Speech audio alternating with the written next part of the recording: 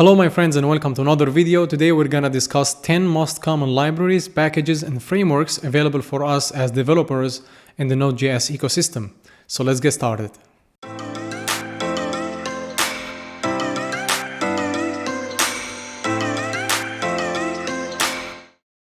Node.js has three ways in order to import packages. The first one is to use the built-in modules that come shipped with Node.js.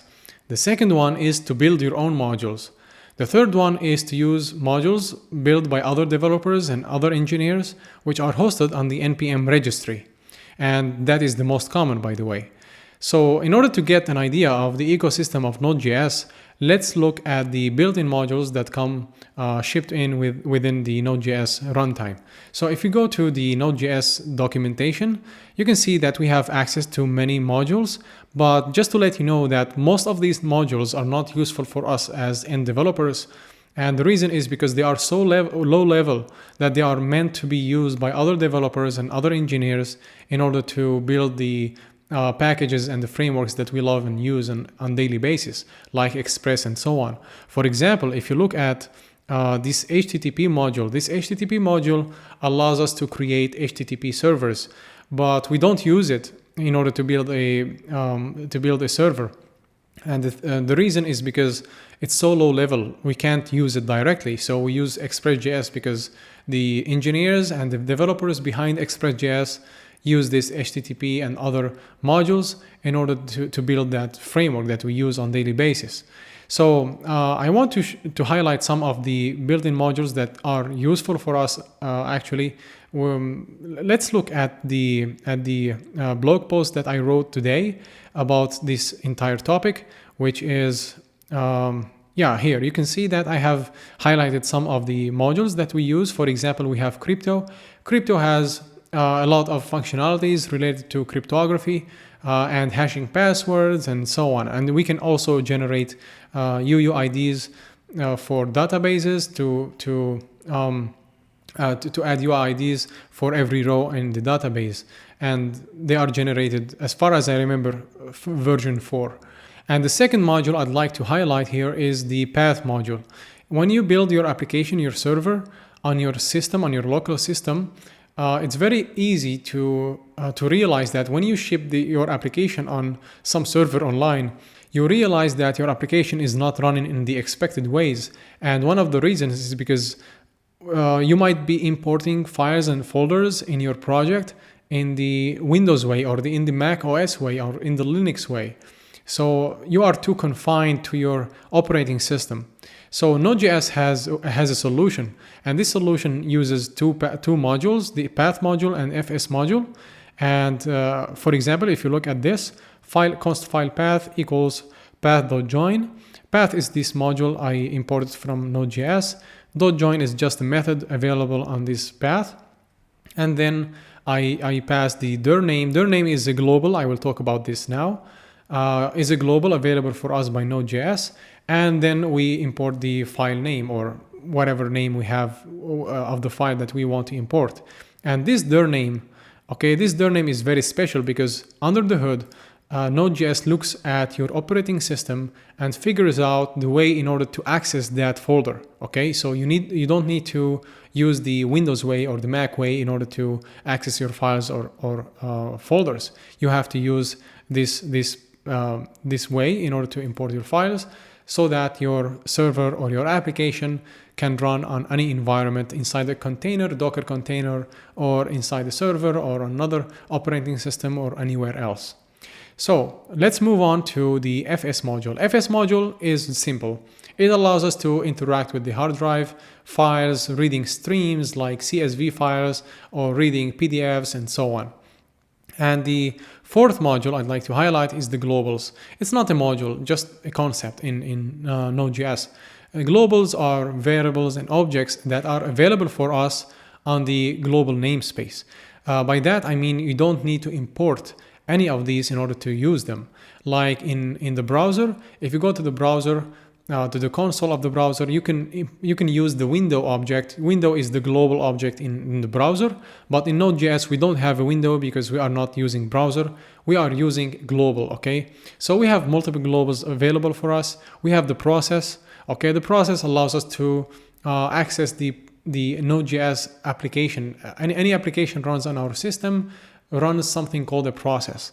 So this process maps to the same process that we are running on our system. So we can use this module, this global, in order to, for example, we can access the environment variable we have, and we can access the argument variables we pass to the command line, and also we can exit the process and terminate our server and so on. And also we have the console. You are already familiar with that from the browser. We have console log, console warn, console error, and also we have require, which is what we are using in order to import modules into our project. And then we have file name and their name. They are I think they speak for themselves. We don't need any explanation for that. And let's move on to the second framework that I'd like to highlight in here, which is Express.js. Express.js is a fast, unopinionated, minimalist web framework for Node.js, and it's standard in the industry for a reason. It has multiple functionalities, like you can build RESTful APIs, you can build WebSockets, insert like a GraphQL server inside it, you can have middlewares, error handling, everything you can imagine, even authentication, everything can be handled within the Express.js. And now let's move on to the third framework we have, which is NestJS. NestJS is great for a reason. I'm highly opinionated, highly biased toward NestJS, and that's for good reasons. Now, Express.js is great, but it's not enough. Express.js lacked modularity. Everyone can build APIs in their own ways. So the community come up with this solution, which is NestJS, that introduces modularity and introduces some interesting design patterns like inversion of control and using OOP and dependency injection, which is the core of NestJS. So I really recommend that you go and learn this framework. The documentation is very easy to follow and very easy to understand, so you can build something cool on your own. And the fourth one I'd like to highlight is GraphQL. GraphQL is a query language and it's not confined to Node.js, but we have it available for us to use. GraphQL allows us to communicate with our server and databases and query our databases in a very efficient way.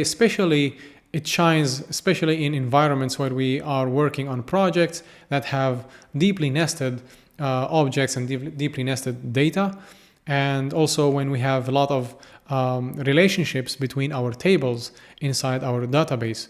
So that's when it shines. For the simple reason is that it can fetches only the data that you need. For example, let's suppose that you have an e-commerce application, and inside that application you have data about your products, and you want to fetch only the names of your products to show them on your homepage. On your homepage, you don't need to show all your data, all the products data like price, label, category, name, etc.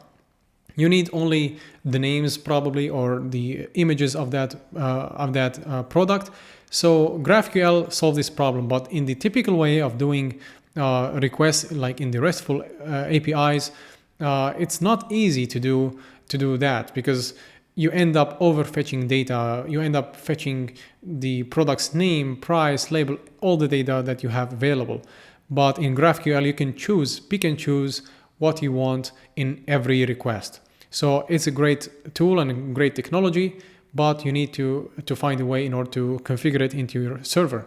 By the way, many people think that creating GraphQL server is hard because this name is very fancy and few people talk about it.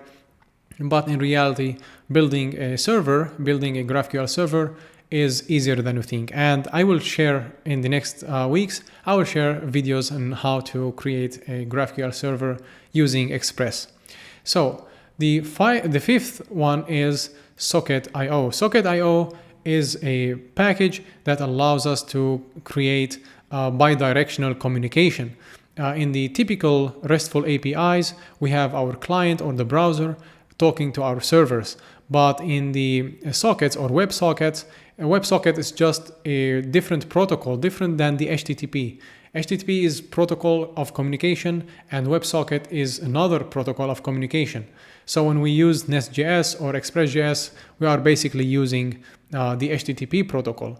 Of course, we can embed the WebSocket inside these frameworks, but you need to know that WebSockets exist on their own. So they allow us to create bidirectional communication, like what happens in chat applications or multiplayer games. You have data available in real time. You don't have the server waiting for the request to come and to respond back. The server actually can talk to the client, and the client can talk to the server. But in the HTTP communication, you have the server talks or responds to the client only when the client requests something from the server. But here, both they can communicate at any time based on your configuration, of course. And the sixth module or sixth library I'd like to talk about is, of course, JWT. Okay, and JWT is a way of authentication. And by the way, if you want to learn how JWT works and how cookies and this authentication stuff, you can check out my video out there and learn more about these technologies. So JWT is a token-based authentication. You can use it to authenticate your users, to know whether the user that entered your system or trying to enter your system are already signed up or signed in within your API or your server. And the next package I'd like to talk about is Passport.js. Passport.js is the go-to tool in order to do anything about authentication and authorization. For example, it supports a lot of strategies, 500 strategies. For example, if I go to OAuth, Google OAuth, you can see that I can implement sign in with Google or sign in with Facebook and Twitter and all these cool technologies like GitHub, for example. Also, it supports Passport GitHub that allows you to create authentication or sign in with GitHub. The next one is Jest. I know many people don't like testing or find testing hard and irrelevant, but it's available for us and it's there to stay. So you should learn at least a little bit about testing. And by the way, if you want to learn about testing, make sure to check out my playlist about testing and introduction. I have like 4 videos out there for you to enjoy. And now let's move on to the next topic to discuss, which is databases. In terms of databases, we have NoSQL databases and we have SQL databases. For NoSQL, we have MongoDB, and for SQL, we have PostgreSQL. And of course, there are a lot of databases available for us, but these are the widely used in the industry. Regarding NoSQL databases like MongoDB, there is no structure when it comes to saving data. Actually, you can save any data you want inside this MongoDB collection, it's called, but there is no structure, there is no schema on the way how to save your data. For example, if you store the product name and price, and then you save another product with product price and category and image, there is no problem. MongoDB will not complain about that. So the community came up with a library called Mongoose, which allows us to add schema and middlewares and other stuff for communication with MongoDB. So basically, when you want to implement MongoDB within your server, actually use Mongoose to talk to that MongoDB, and you don't use MongoDB directly for these reasons. And we have also PostgreSQL, and in order to embed PostgreSQL into your server, there are multiple packages. For example, you have the PG package that allows you to write SQL code. And also, if you are not familiar with talking to databases directly, you can use something called ORM. ORM is Object-Related Model. They allow us to talk to databases in efficient ways without worrying about the direct implementation of the database itself. For example, you don't need to know how Mongoose works or how SQL works. You just need to write some queries in the ORM way. For example, you have here Prisma, you have Type ORM, you have different packages available for you, but the most common ones are Prisma and Type ORM. And lastly, we can't talk about web development and software development and testing and building an API and building all these cool tools without talking about deployment. When we build our application, we need a way to deploy this application. So the go-way tool is, of course, Docker. Docker allows us to containerize and create a container around our applications so that we can host them wherever we want without worrying about packages not available or or the operating system is not working or this operating system is different and so on. It solves a lot of problems, but it takes a lot of time to talk about Docker in details, so I'll save that for another video. And for now, that's all I have. I hope you enjoyed this video. And if you did, please consider subscribing to my channel and click the like button down below in order to support me and support my channel and the YouTube algorithm. And that's it for now. Take care of yourselves and see you very soon.